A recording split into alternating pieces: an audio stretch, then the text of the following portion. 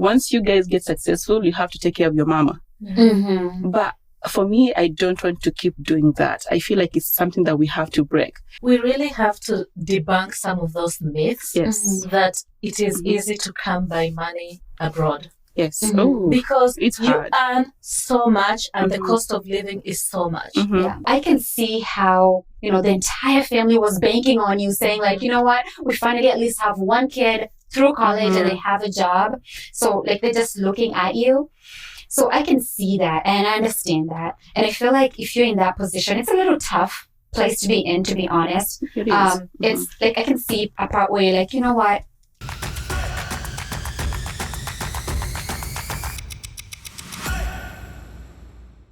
Let's have a chat.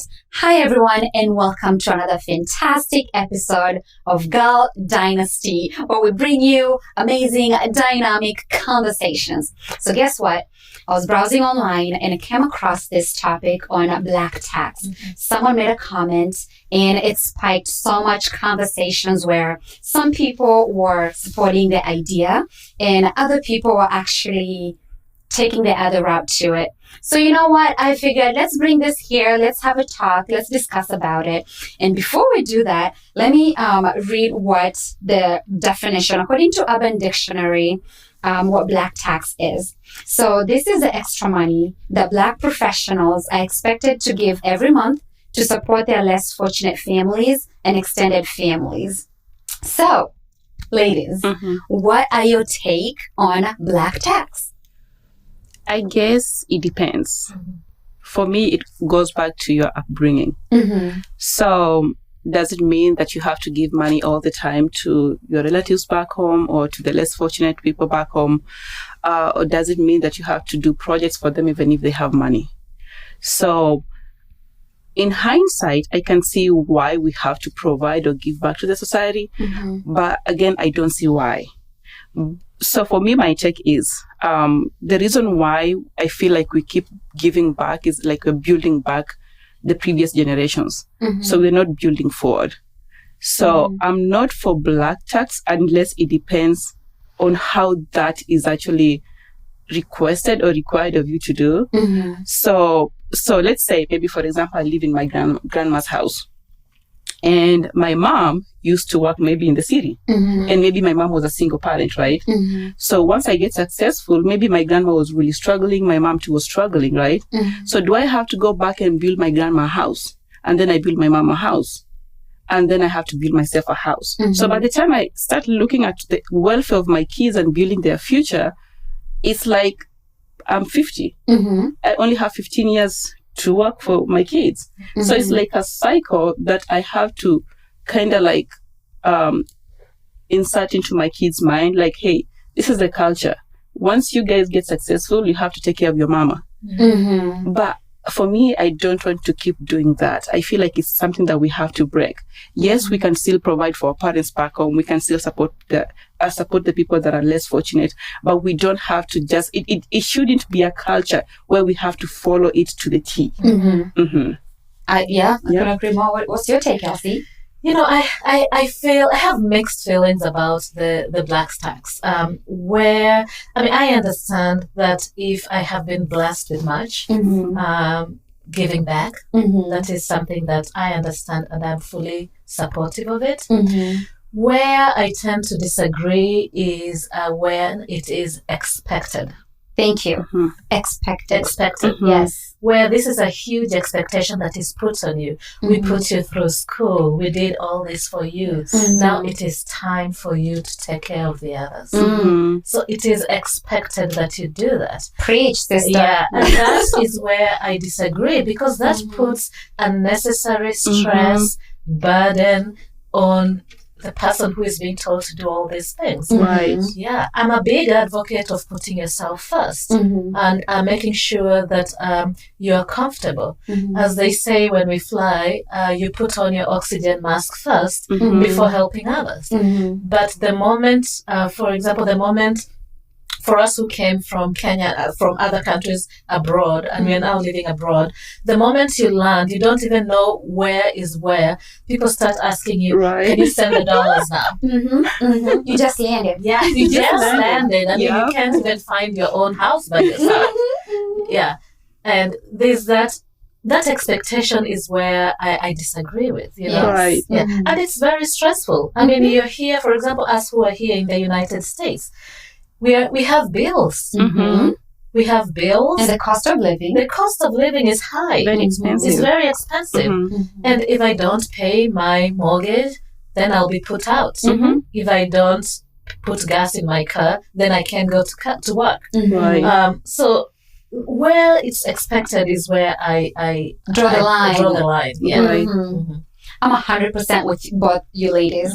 I feel like, you know, I come also from, I can see both sides, okay?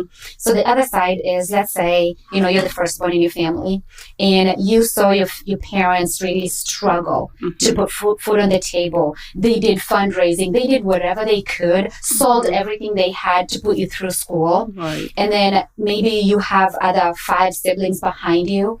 And then finally you have a job. So I can see how, you know, the entire family was banking on you, saying like, you know what, we finally at least have one kid through college and they have a job. So like they're just looking at you. So I can see that and I understand that. And I feel like if you're in that position, it's a little tough place to be in, to be honest. It is. It's like I can see a part where you're like, you know what, I appreciate what all my parents did for me. I appreciate what everybody sacrificed for me. You know what? I'm just going to surprise you guys with a car or a house or something. Like, I like when it's coming from a place of gratitude. Like, I just feel like I want to do this. Yes. Where I also draw a line is when it becomes expected. We sold everything. So now you got to put all your 4 other siblings through school. You cannot build your own house before you build, you know, your parents or someone else, you know. So I feel like that's the point that I struggle with when it's like expectation. Because again, let's face it, guys, when it becomes expected, that means the young people that are very, you know, they met someone, they fell in love, they want to start their own tiny little family. So now, instead of those 2 parents coming together and saying, okay, let's consolidate our resources and save so that our child can go to college, our child can have a life we didn't have. So instead of empowering them to be in that position, now we're making them feel like, no, you're not allowed to do that until you pay back. And you know what that does? You're paying back, meaning your child is now depleted. They don't have everything they need. So when they grow older, now they got to pay back because, I mean, you couldn't build yourself, you know, you couldn't do whatever you needed to do. Right. So it's a double-edged sword. It is a double-edged sword, to be honest. And I think for me, also, like you just said, it's you can see both sides. I can see both sides too. But for me, also where I draw the line is if, let's say, your parents were not involved in creating your future, right? And then all of a sudden, it's like you have to provide for them. Like, how do you even handle that? Because I feel like you didn't play a part in me going to school. Or maybe you were just there as a parent, but you didn't even push me so much. But again, you're here. I have a good job. Maybe I am here in America, right? And then all of a sudden you're asking me to send money back home and to send to the entire community. That's like something that I can't do. And I'll just go back to what Elsie said. When we just land here in America, it's like, okay, your responsibility starts here. So you have to start sending money back home. And I remember when I landed here, actually I got a message from one of the churches. Like within a week, they're like, oh, you're giving a church, can you give us money? And I'm just like, I don't even have a driver's license, not even a social security number. Like, how can I just do that? Or somebody's just texting me from nowhere and they're like, oh, my mom is sick. It's my first week in America. I don't even know where the grocery store is. I can't even drive. Yeah, people don't get it sometimes. But I can also see where it's like a gratitude type of a thing. And it's something that I want to do for my people, not necessarily my parents, but But also, parents should also learn to understand, especially nowadays where the economy is getting hard, that we also, it's more like an emotional turmoil for us. So it's more like you're just giving and giving and giving, but you're not even putting anything in your pocket. And then, we come from a culture where people talk, right?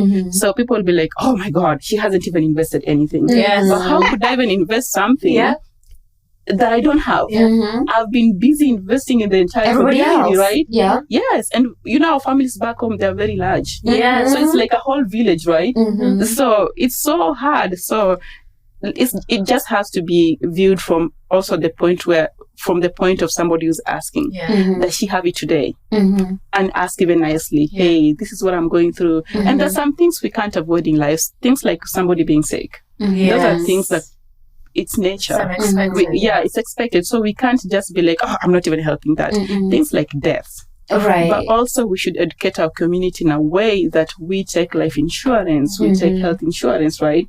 Yes, we can still contribute to those aspects of life because it happens. Nobody plans for those. But also we should just learn to not put all those responsibilities of paying for medical bills or for maybe even deaths or funeral arrangements to somebody, the single person who's in America, or even in Dubai, whatever place you are. Even in Nairobi for that sake. Even somebody in Nairobi just getting $20,000 a month. And they have to support other people too.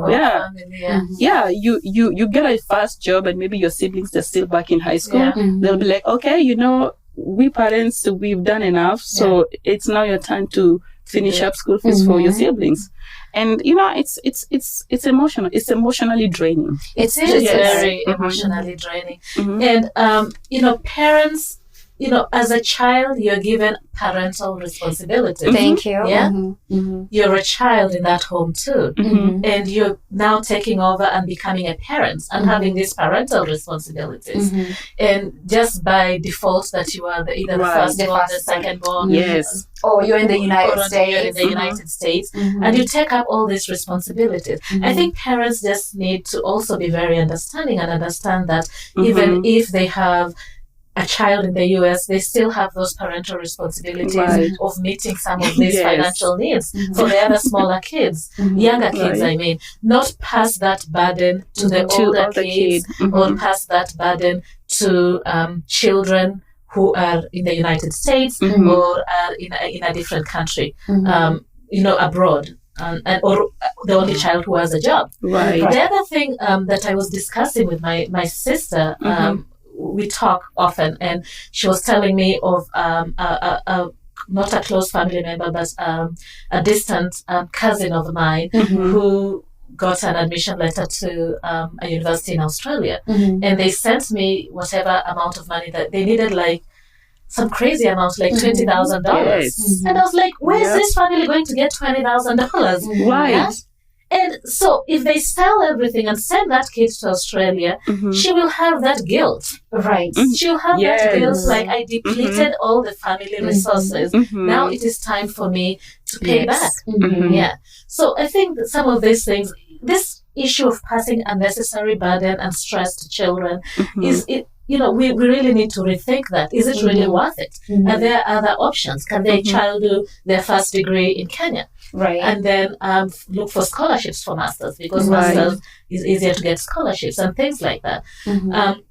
So this issue of black tax, when it becomes expected, when that burden is passed to another child, that is where I just don't agree with that at all. Right. Yeah. And to Elsie's point too, when you're sending a child to a foreign country to go study, for instance, it's not always guaranteed that they will land a job. In some cases, if you're a student, you're very limited.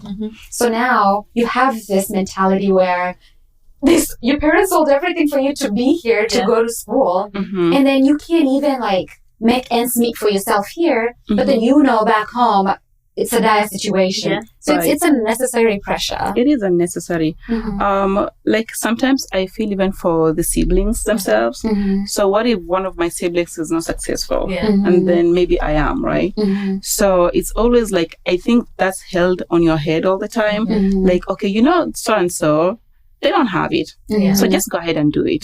So sometimes it's a split between, is it more like a box that you're put in that, okay, you're successful, the only one successful in our family right now. Just go ahead and provide for it. And then the other siblings are left behind, and they'll be like, whatever I give is not enough. It's not like what Lillian is giving, right? So it creates also that tension between siblings. And exactly. people, it gets to a point where maybe you guys are not even talking to each other because I'm perceived to be maybe loved more by my parents because I'm giving them more than the other person is giving. So also I just don't like it, because if I give you maybe $100 today and maybe my other siblings gives you 20. Take it as a gratitude. We both don't have it equally. I can give you $100 today without even like being phased. And then my sister gives you $20. She has struggled to give you the $20. So don't compare those and use those against the siblings or whatever it is. And I also, go for it. I was going to say, I think the whole black tax thing, it needs to really come from a place of understanding. Just understand, I'm not a parent, but I feel like if I was a parent, I feel like if I chose to, grow my family, I would probably, I don't know, I feel like I would want to be that parent that's like, I'm going to do everything I can because I want to make sure, I want to see you successful. I want to see you, I want to see you have whatever you need. That way, when you have your own family, you can also, pay forward and see this generation and see this dynasty growing forward. I feel like that's where I would come from.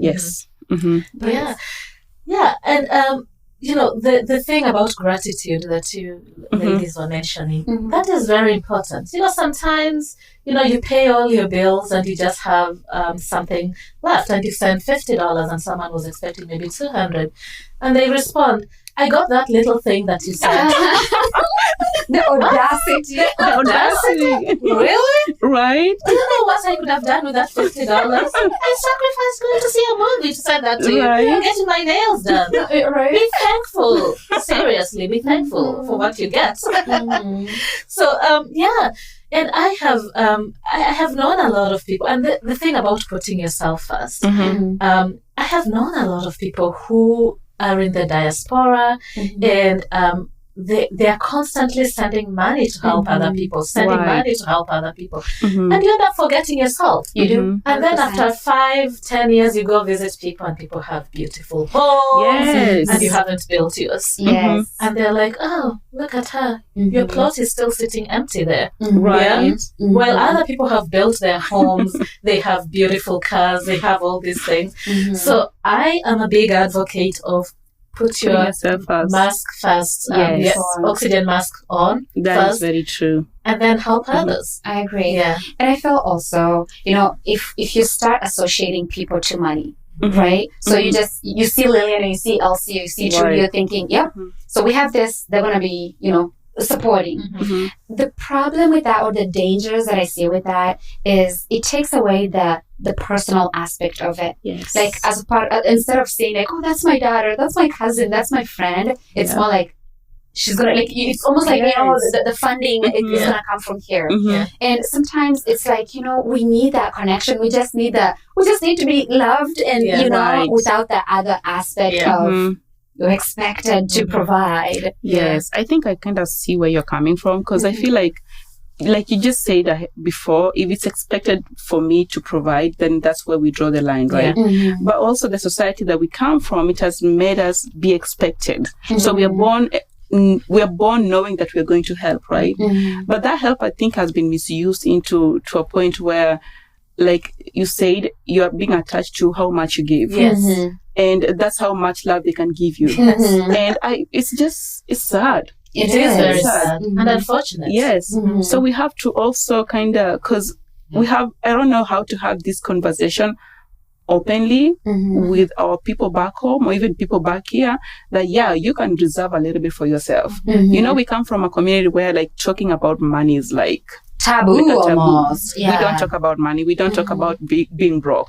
I could be broke dead today, but I won't even say it because it's embarrassing, right? Yeah. But we have to have the money conversation so we can be money smart in terms of how we invest, how we build our future. But if we keep building backwards all the time, we'll be still stuck in the same generation that nobody's successful. Yeah. Yes, maybe I became a doctor, but what did being a doctor help me with? At the end of the day, like I'm 50 years old, I don't have anything to show because I've been helping the entire community, right? So we have to have those really hard conversations with people regarding money because money is everything, right? That is so true. And I really like how you put it, Lillian, because let's face it, let's be honest, okay? So if I was to help 1,000 people, 1,000 different people, and give each one $100, to them, it's just like, Trudy only gave me $100. Right. But to me, that's $100 times 1,000. So that left my account. Then I don't know where it went. Right. Yeah, and I agree with Lillian about the educational component and the educational aspect. We really have to debunk some of those myths that it is easy to come by money abroad. Yes. Oh, because it's you hard. earn so much and the cost of living is so much. Yeah. So you have all this money that you earn, but yes, I have bills that I have to pay. Right. And it's not like I'm going to say in the winter, I'm not going to pay for electricity. Yeah. Well, I'm going to freeze to death. Or If I don't- summer. Yeah, or summer. I'm You not have going to cool your house Yeah, you down. have to cool your house down. You have to have a car. Right? A car here is not a luxury. No, it's a need. It's a need. It's a basic need. It's like your djembe. Mhm. You know that you need to go to the Mhm. farm with. Right. So we really need to have that educational aspect of things where we educate people about the realities here in America. Yes. It makes me really, really sad when I see people working 60, 70 hours a week, 80 hours a week, 90 hours a week, 2 whole shifts. That is not good for a human body. Where you work from 7 in the morning to 11 o'clock at night, all the time. Yeah. Or you're all the time spending overnight, picking up shifts. Yeah. And you end up sleeping on people's couches all that time. Right. So that way you can afford your bills and Yeah. afford to support others. Yeah, and that is what most people do. Your first job is to pay for your bills, and then the second job is to pay for The community. The community. Right. Yeah, and that is not healthy. So we really need to talk about that. I think so too. I see that, yeah. So, like, I work with a lot of Africans, especially with my type of job. And I feel so bad because they have, like you just said, they have to pick up a shift here and there. Like any other open shift, they know it's like, oh, all the Africans are going to pick up that shift. Yeah. So it's like, and you ask them, so why are you working so hard? They're like, oh my God, I have my aunt who needs to go to, she needs to get an operation done maybe in Nigeria. And you're just like, so you're the only one here? They're like, yep, the burden is on me. And this is not even like the first aunt. This is like maybe aunt number 3. And you're just like, wow, the burden that they have actually installed on people, it's, what if she didn't have money? Was that burden going to be installed on her? Absolutely not. That's a good question. Yes, that was going to be spreading to everybody else. Yeah. But because she's here and they see how much she's making, they think making $15 an hour, you know, they convert it back home and they're like, oh, she is damn rich. Yeah. So she gotta give us money. Yeah. And they don't know how much you pay for your car. At the end of the month is $600, right? Yeah. That is like that's your whole paycheck for the entire week. Yeah. Yeah. So we Putting gotta insurance every month. right. Yeah, insurance for everything. Yeah, here you have to do insurance for everything. Even your furniture, your electronics, you have to have insurance. Right. Yeah. Yeah. Yeah, we really need to have those open conversations with our families back home and just help them understand that the pressures that they're putting on people is unreasonable. And secondly, it just affects somebody's mental health. Right. It is not good for someone to have all that pressure on them. You can break down any time because of all this societal pressure. They expect you to send money to build the child. They expect you to send money for whoever's is going abroad. They expect you to send money for this and that and that and this brother and this cousin and this auntie and this so on. And that is an expectation, you know. it's not good for someone's mental health. That is not how our bodies were designed, to be constantly pounded, phone call after phone call. Sometimes you get a phone call. I've had so many people who get phone calls. It's not even like, how are you? Right. How are you doing? How was your week?